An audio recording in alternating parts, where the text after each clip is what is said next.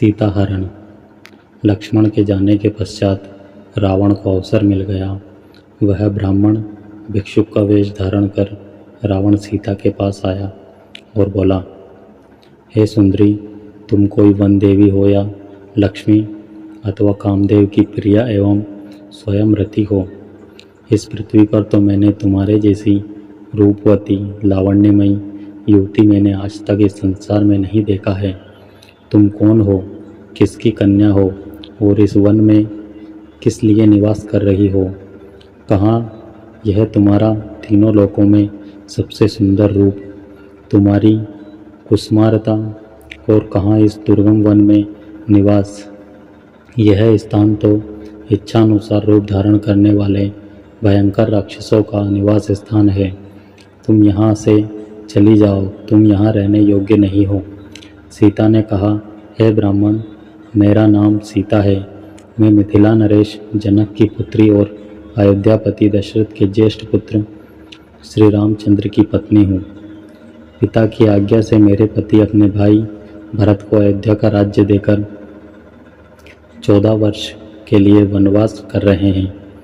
उन पराक्रमी सत्यपरायण वीर के साथ मेरे तेजस्वी देवर लक्ष्मण भी हैं। आप अतिथि हैं, अतः इस आसन पर बैठकर यह जल और फल ग्रहण कीजिए। मेरे पति अभी आते ही होंगे। अब आप बताइए महात्मन, आप कौन हैं और कहाँ यहाँ किस उद्देश्य से पधारे हैं? सीता का प्रश्न सुनकर रावण गरज कर बोला, हे सीते, मैं तीनों लोकों 14 भुवनों का विजेता महाप्रतापी लंकापति रावण हूँ, जिसके नाम से देवता, दानव, यक्ष, किन्नर, गंधर्व, मुनि सभी भयभीत रहते हैं। इंद्र, वरुण, कुबेर जैसे देवता जिसकी सेवा कर के अपने आप को धन्य समझते हैं। मैं तुम्हारे लावण्यमय सौंदर्य को देखकर अपनी सुंदर रानियों को भी भूल गया हूँ और मैं तुम्हें ले जाकर अपनी भार्या बनाना चाहता हूँ।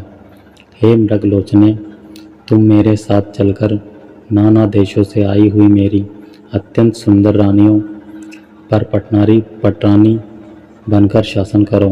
मेरी नगरी लंका की सुंदरता को देखकर तुम इस वन के कष्टों को भूल जाओगे, इसलिए मेरे साथ चलने को तैयार हो जाओ। रावण का निष्ठापूर्ण प्रस्ताव सुनकर सीता क्रुद्ध स्वर में बोली, हे अधम राक्षस, तुम परम तेजस्वी, अद्भुत पराक्रमी और महान योद्धा रामचंद्र के पराक्रम को नहीं जानते, इसलिए तुम मेरे सम्मुख यह कुत्सित प्रस्ताव रखने का दुस्साहस कर रहे हो। अरे मूर्ख, तू क्या वनराज सिंह के मुख में से उसके दांत उखाड़ना चाहता है? तेरे सिर पर काल नाच रहा है, इसलिए तू यह घृणित प्रस्ताव लेकर यहाँ आया है। तेरी मृत्यु ही तुझे यहाँ लेकर आई है। सीता के ये अपमानजनक वाक्य सुनकर रावण के अत्यंत कुपित हो गया। आंखें लाल करते हुए उसने कहा, सीते, तू मेरे बल और प्रताप को नहीं जानती। मैं आकाश में खड़ा होकर पृथ्वी को गेंद की भांति उठा सकता हूँ, अतः समुद्र को एक चुल्लू में भरकर पी सकता हूँ। मैं तुझे लेने के लिए आया हूँ और लेकर ही जाऊँगा। यह कहकर रावण ने अपने ब्राह्मण वेश को त्याग कर विकराल रूप धारण कर लिया और दोनों हाथों से सीता को उठाकर अपने कंधे पर बिठा निकटवर्ती खड़े विमान पर जाकर सवार हुआ।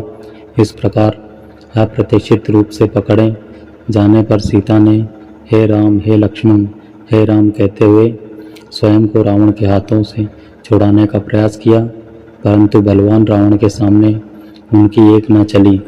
उसने उन्हें बांधकर विमान में एक ओर डाल दिया और तीव्र गति से लंका की ओर चल पड़ा। सीता निरंतर विलाप किए जा रही थी, हे राम, हे पापी रावण, मुझे लिए जा रहा है। हे लक्ष्मण, तुम कहाँ हो? तुम्हारी बलवान भुजाएं इस समय इस दुष्ट से मेरी रक्षा क्यों नहीं करती? हाय, आज कैकेयी की मनोकामना पूरी हुई। इस प्रकार विलाप करती हुई सीता ने मार्ग में खड़े जटायु को देखा।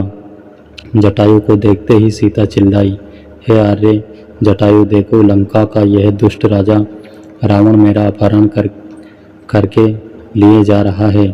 इस नराधम से आप मेरी रक्षा करने में आप असमर्थ हैं, क्योंकि यह बलवान है और अनेक युद्धों में विजय पाने के कारण इसका दुस्साहस बढ़ा हुआ है। आप रावण द्वारा मेरे हर लिए जाने का यह वृतांत मेरे पति से तो अवश्य ही कह देना।